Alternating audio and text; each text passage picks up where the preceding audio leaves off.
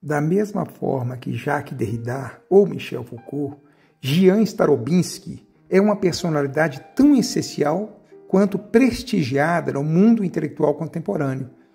Ele recebeu o título de doutor honoris causa de muitas universidades europeias e americanas e goza do respeito, do reconhecimento e da estima de intelectuais e círculos acadêmicos de todo o mundo. Como ele disse em 1957, abre aspas, se não fosse a sorte que me fez nascer em Genebra, eu teria desaparecido aos 22 anos em um crematório. Fecha aspas.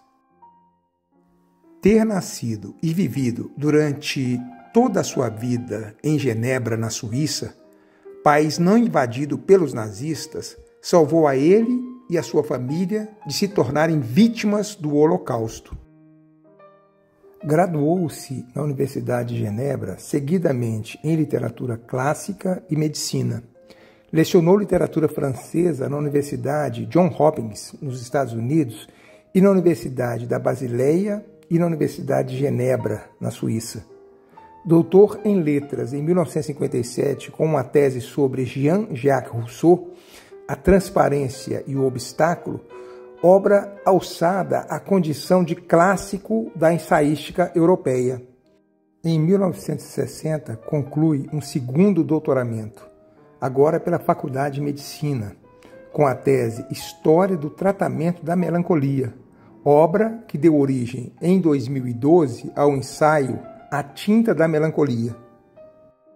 Foi professor assistente entre 1954 e 1956 no Departamento de Línguas Românicas da Universidade Johns Hopkins, em Baltimore, nos Estados Unidos, onde conheceu Leo Spitzer e George Poulet.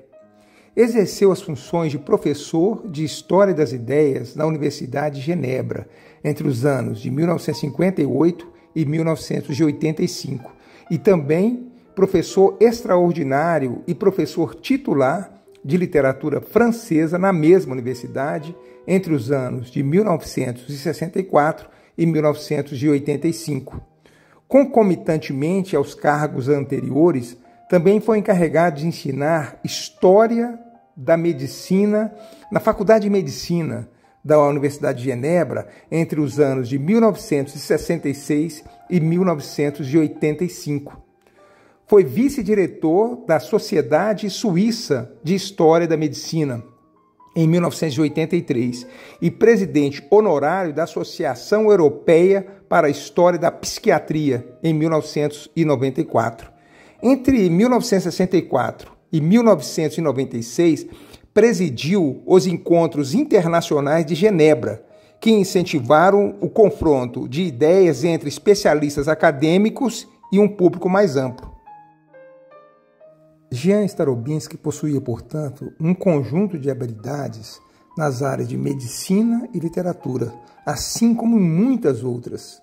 Foi crítico de cinema e artes plásticas, crítico musical. A Companhia das Letras publicou um conjunto de seus excelentes ensaios sobre a ópera com o título As Encantatrizes. Era também um virtuose do piano. Como nos lembra Michel Butel, poucos homens são, ao mesmo tempo, um historiador da medicina, um historiador da literatura e um excelente pianista. O poeta e filósofo Martin Ruiff, que compartilhou de sua amizade, diz que ele foi o maior crítico literário da língua francesa no século XX. Ele compartilhou seu imenso saber em diversas áreas do conhecimento e das ideias, até sua morte, em 4 de março de 2019, aos 98 anos. Nascido em 17 de novembro de 1920, era um apaixonado pelas humanidades e pelas ciências. Estudou os clássicos e a medicina ao mesmo tempo e trabalhou por vários anos como estagiário em medicina e depois em psiquiatria, antes de partir para a Universidade de Baltimore, onde lecionou crítica literária. Durante toda a sua vida, Jean Starobinski dedicou-se ao estudo das obras literárias e científicas, sem nunca abandonar uma ou outra ou uma pela outra. É pacífico dizer que ele deixou sua marca na história intelectual do século XX. Membro da Academia de Ciências Morais e Políticas do Instituto da França e de várias outras academias europeias e americanas, recebeu inúmeros prêmios, incluindo o Prêmio Pierre de Renier da Academia Francesa em 1972, o Prêmio Balzan em 1984, o mais prestigiado prêmio da crítica literária e o Grand Prix de Francophonie em 1998. Entre seus livros importantes estão Jean-Jacques Rousseau, A Transparência e o Obstáculo, publicado em 1957, 1789, Os Emblemas da Razão, publicado em 1973, A Tinta da Melancolia, publicado em 2012, e A Beleza do Mundo, Literatura e Artes, publicado pela Gallimard em 2016. Sempre esteve envolvido em diferentes sociedades científicas e esteve ativamente envolvido nos encontros internacionais de Genebra, que, como já se disse, ele dirigiu entre os anos de 1965 e 1996. Um espírito livre, como o de Jean Starobinsky, desafia imediatamente as categorias, os saberes compartimentados em disciplinas, a especialização, a sua vontade de compreender e as exigências da sua curiosidade levaram-no a se interessar por uma infinidade de campos, que se enriquecem mutuamente sob o seu olhar crítico. O poder do seu questionamento atravessa as barreiras das disciplinas, ou melhor, ignora-as. Ele completou seus estudos de literatura em 1942 e os de medicina em 1948. Nada de incongruente para ele somar, ou mais precisamente, colocar em diálogo a crítica literária e a medicina. Sua abordagem do texto, assim como a do paciente, faz parte do que ele chama de relação crítica. Relação com o autor ou relação com o paciente.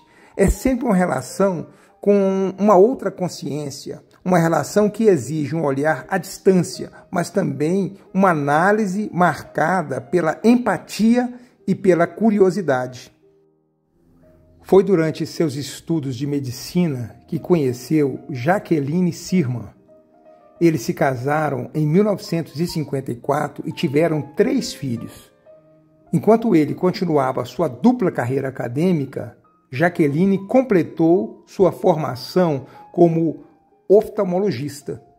Se seus interesses abrangem campos vastos, história, psicologia, psiquiatria, psicanálise, pintura, música, literatura ou mesmo filosofia, o seu pensamento não toca.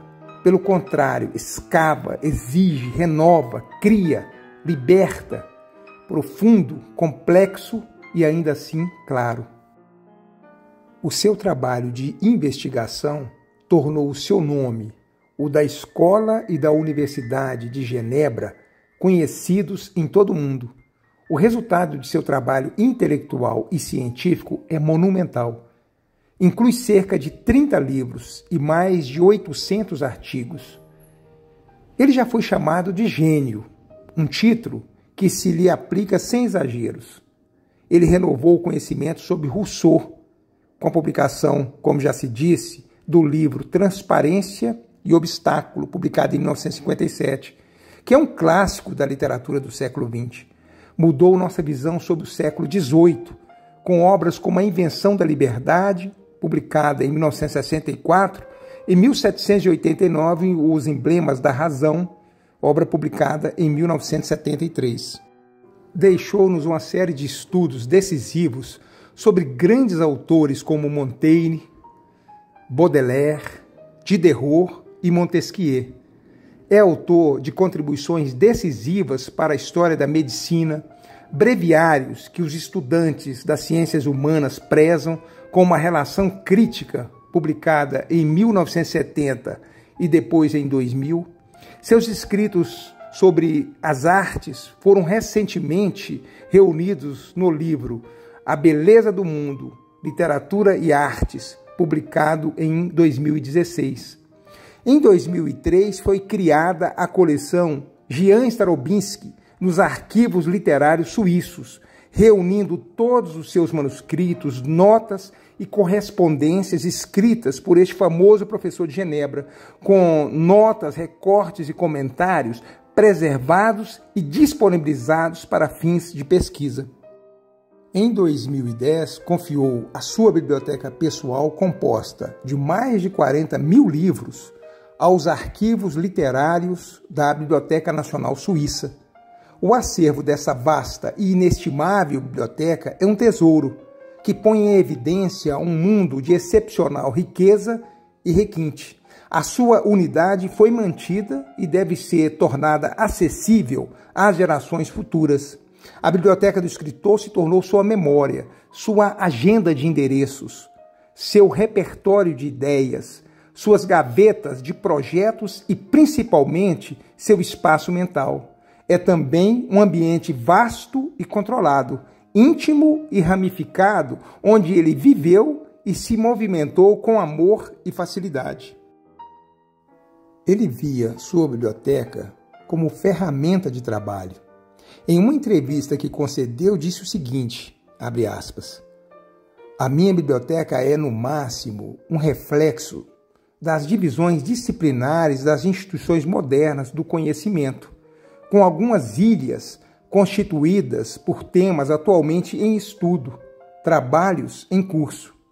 Não construí minha casa em torno dela, o que teria sido o privilégio de um príncipe. Tive que aguentar, como todo mundo, o espaço extra de uma casa particular. O acaso desempenhou o seu papel. Livros herdados, livros recebidos de amigos, achados ocasionais. Mas é verdade que o espaço que se criou à minha volta, através da disposição do meu trabalho, está dividido em regiões distintas. Nunca pensei sobre que forma a coisa toda deveria assumir.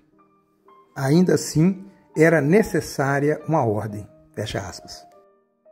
Essa biblioteca expandiu-se e ocupou gradualmente os cerca de 13 quartos dos 2 apartamentos que a família alugou na Rue de Condoli, em Genebra, durante mais de 50 anos.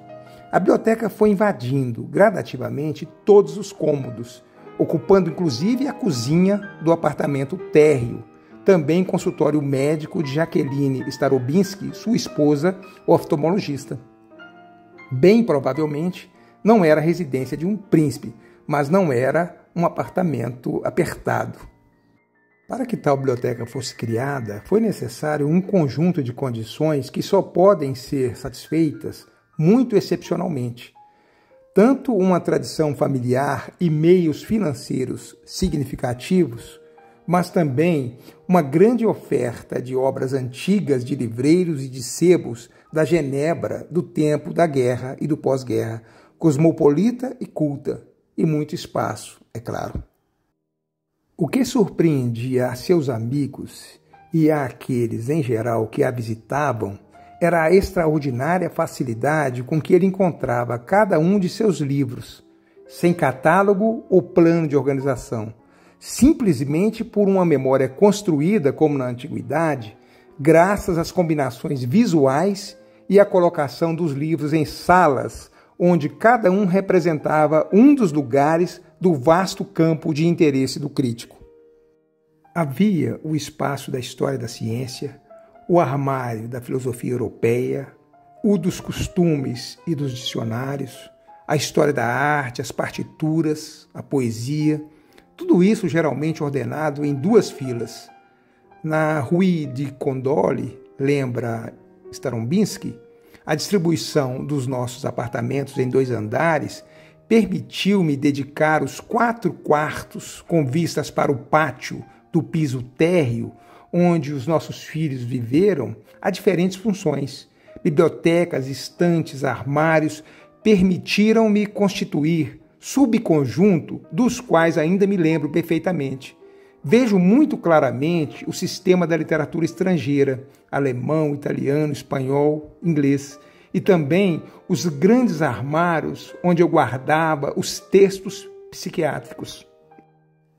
E se lhe colocarmos a questão da permanência mental dessa organização, quase 10 anos depois de deixar esses locais, Jean Starobinsky responde, abre aspas, mentalmente sim, localizo os meus livros de acordo com a distribuição que tiveram durante dezenas de anos, de 1961 a 2005.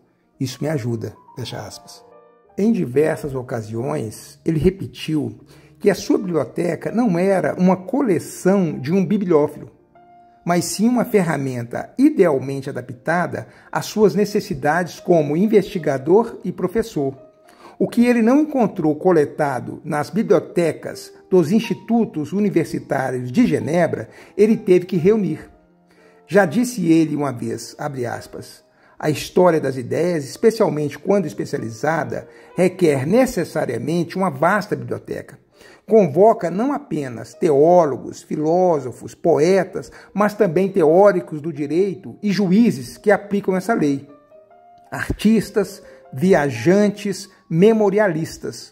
O ensino da história da medicina exige, com igual urgência, a reunião de um conjunto de obras históricas, não existindo essa disciplina na década de 1950 ou uma biblioteca especializada em Genebra. É uma biblioteca funcional, sempre ligada às exigências da minha pesquisa, mas com um vasto horizonte de possibilidades. Quando comprei livros em livrarias ou no mercado de pulgas de Plain-Palais, isso nunca foi com a mente de um colecionador. Nunca porque um livro fosse apenas precioso. Os livros nos quais trabalhei de perto, às vezes têm notas nas margens. Alguns livros modernos apresentam sublinhados mais ou menos discretos e notas nas últimas páginas em branco. Fecha aspas.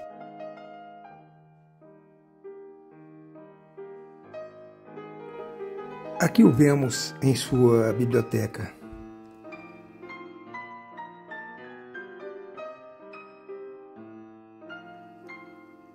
Aqui o vemos ainda garoto caminhando entre meio a seus pais pelas ruas de Genebra. Aqui no exercício da medicina, examinando um paciente.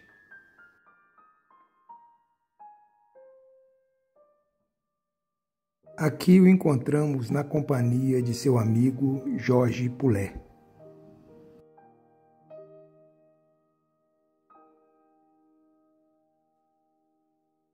Aqui vemos a parte exterior do Grande Teatro de Genebra, por ele frequentado, onde ele assistiu várias óperas. A parte interna.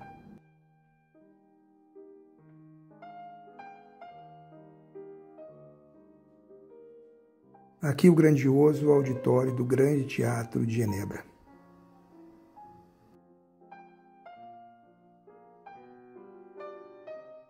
Aqui vemos a capa do livro, sem tradução para o português, do retrato do artista como saltimbanco.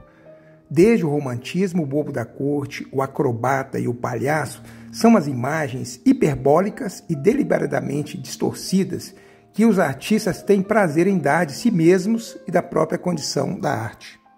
Trata-se de um autorretrato disfarçado cujo âmbito não se limita à caricatura sarcástica ou dolorosa. Aqui nos deparamos com a capa de outro livro seu, sem tradução para o português, A Beleza do Mundo, a Literatura e as Artes, contendo 1.344 páginas. Livro este organizado pelo filósofo Martin Hilf, o qual foi publicado em 2016. O leitor encontrará neste volume o Starobinsky, leitor impecável, sabendo combinar a delicadeza do toque e o domínio da explicação. Neste grosso volume não estão em jogo as interpretações do iluminismo, nem as da história da medicina, mas as da poesia, da pintura e da música. Essas três musas dão as mãos e formam um círculo do qual o crítico nunca saiu. No total, são 100 estudos compostos ao longo de mais de 60 anos, que estão reunidos sob o título A Beleza do Mundo, pois a literatura e as artes respondem à beleza do mundo, e o crítico o primeiro leitor, espectador e ouvinte celebra a resposta do primeiro para cantá-lo. É com o olhar do filósofo, do ensaísta, do médico, do músico, do crítico literário que Jean Starobinski, a exemplo dos grandes humanistas do século, esquadrinha a obra de Jean-Jacques Rousseau.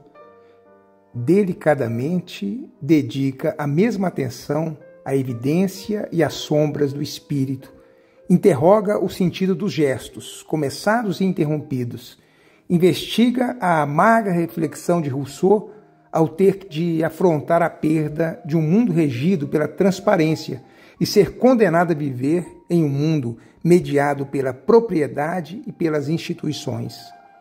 Apoiando suas análises na sensibilidade do artista e na razão do filósofo e cientista, Starobinski segue um duplo movimento, que alguns críticos chamam de dialética das aparências.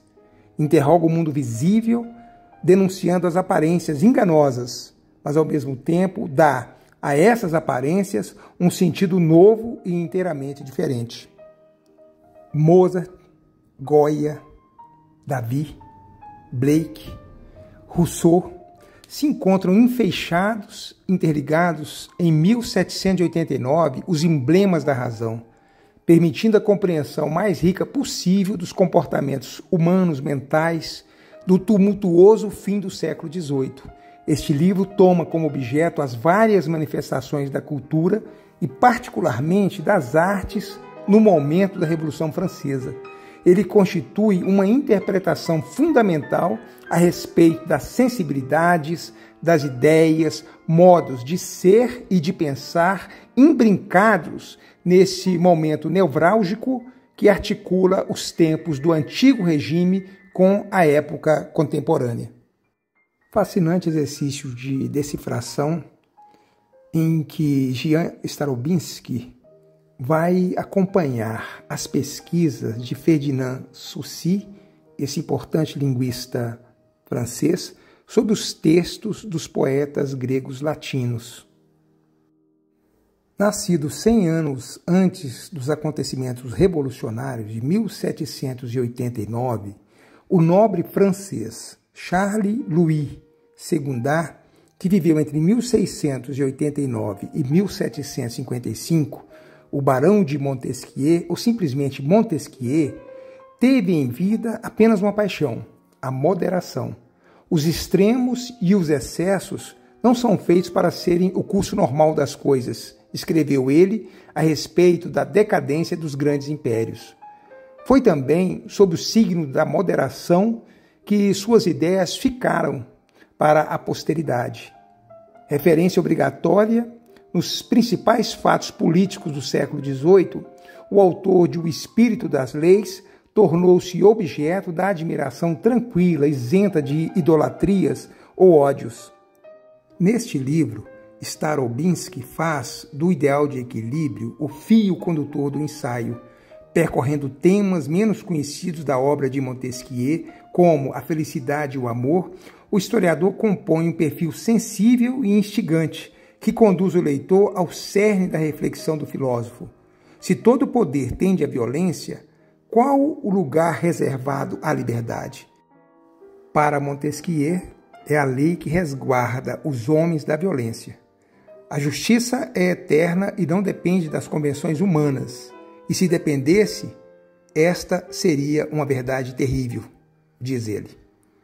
A lei não é, pois, em sua opinião, expressão de uma violência, de uma classe, como diria Marx, no século XIX. Ela não pode ser arbitrária. Neste livro, Máscaras de Civilização, o pensador de Genebra estuda a linguagem e os argumentos desenvolvidos em torno da ideia de civilização na França dos séculos XVII e XVIII. No primeiro ensaio, reconstitui a história desta palavra, que, com o sentido moderno de processo de aperfeiçoamento do homem, entrou no dicionário na segunda metade do século XVIII. A partir dessas reflexões iniciais, e escrevendo sempre com uma inteligência que inspira admiração reverente, o grande linguista e filósofo de Genebra aborda as relações entre a doutrina clássica da civilidade e a arte da adulação, as funções das fábulas e dos mitos nos séculos XVII e XVIII, as relações entre exílio, sátira e tirania em Montesquieu, o estilo filosófico em Voltaire e a busca do remédio no próprio mal em Rousseau. São 6 ensaios que refletem sobre os limites entre mistificação e sinceridade, entre adulação e civilidade, entre civilização e barbárie. Fruto de uma série de aulas realizadas no Collège de France, A Melancolia diante do Espelho examina com sensibilidade e minúcia 3 poemas das Flores do Mal de Charles Baudelaire, poeta francês que viveu entre 1821 e 1867. Está no foco de Starobinsky os caminhos pelos quais Baudelaire renova o tema da melancolia na arte ocidental. A edição dessa pequena joia do ensaísmo contemporâneo vem acompanhada por reproduções a cores de pinturas e gravuras referidas no texto, como a Madalena em Vigília, de Georges Latour, até a morte de Goya. Em As Encantatrizes, Starobinsky faz um passeio pela história da ópera, os principais compositores e suas obras, sendo que as atrizes e cantoras merecem destaque na análise do historiador. As cenas políticas, sociais e estéticas da Europa do século XVIII e XIX são desvendadas sob a ótica desse gênero de espetáculo que, por muitas vezes, retrata muito bem o espírito da época. O autor ainda revela os bastidores das principais apresentações de muitas obras operísticas, como As Bodas de Fígaro. Ele também empreende vigorosos diálogos com os pensadores de diversas épocas, autores de algumas análises dos espetáculos. O título do livro é fruto da união das palavras encantar e cantatriz. Starobinsky escolheu retratar estes personagens sempre no feminino, apesar de existirem protagonistas masculinos também presentes na obra. Diversas manifestações artísticas que dão forma às obras são analisadas: teatro, poesia, pintura, escultura, dança e música. Em Ação e Reação, o filósofo desenvolve questões instigantes que transformam as relações já conhecidas entre ação e reação. Nos parece óbvio que toda ação corresponde necessariamente a uma reação, de igual intensidade e de sentido contrário. Contudo, explica Starobinsky que as coisas nem sempre foram assim, até porque as duas palavras não se constituíram historicamente ao mesmo tempo. Nem tampouco a reação foi sempre considerada como oposto da ação. Essas relações são desenvolvidas pelo autor numa problemática ao mesmo tempo teórica, histórica e semiológica. Na Grécia de Aristóteles existiu a oposição ação-paixão, sendo a paixão sofrer sem reagir. Na época, a palavra reação ainda não existia. A mesma só se formou com a escolástica, na Alta Idade Média, oferecendo então uma visão ativa para o sofrer. E foi através dessa oposição tardia que Newton desenvolveu estudos de ação e reação na física. Com isso, a versão científica, constituída pela mecânica, foi fartamente utilizada nos discursos das demais ciências, podendo ser encontrada na química, na biologia, na medicina, na psiquiatria, na psicanálise. O novo par de opostos foi fartamente utilizado por diversos grupos, inscrevendo-se com eles em novos sentidos os campos da teologia e da filosofia. Temas relacionados à melancolia são uma constante no pensamento do psiquiatra, crítico literário, linguista e filósofo Jean Starobinsky. Ao longo de mais de meio século, ele investigou esse traço do espírito humano com a multiplicidade de enfoques que caracteriza seu trabalho. da história das doutrinas e dos tratamentos da melancolia as suas aparições na obra de artistas emblemáticos como Cervantes, Baudelaire e Kafka. Ele combina rigor e lirismo nessa reunião de ensaios, analisando a melancolia à luz de diferentes períodos históricos, sem deixar de identificar aquilo que lhe é inerente. Nos oferece um retrato primoroso de uma das manifestações mais complexas da história do pensamento ocidental. Espero que este vídeo tenha lhe proporcionado um proveitoso contato com a vida e a obra desse brilhante e fecundo pensador humanista contemporâneo. Grande abraço e até a próxima.